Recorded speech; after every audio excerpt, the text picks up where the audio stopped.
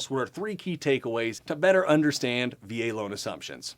Number 1, you want to find out and make sure that the seller's servicer can do a VA loan assumption in the first place. Just remember that. Hey, we got to go there first to make sure we can get this done. Call the servicer. It's typically not their original lender that they're working with. It's who they mail their checks to. Make sure they're going to be able to work with this and get a general idea on that timeline. Number 2, you want to make sure that that buyer qualifies for a VA loan, because they're going to have to qualify to make sure they can take over your payment.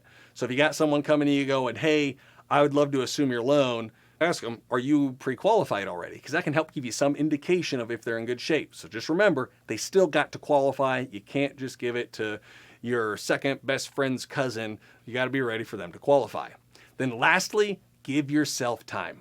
Point number 3, the big one, give yourself time and grace in doing this process. It takes time to get it done, especially right now, as this is all very new for servicers to work with that we haven't seen in years. So just know that it could take a lot of time to get it done. And that means you want to make sure that you have this in your contract so that for buyers, you give yourself plenty of time. And for sellers, you protect yourself from them taking too much time.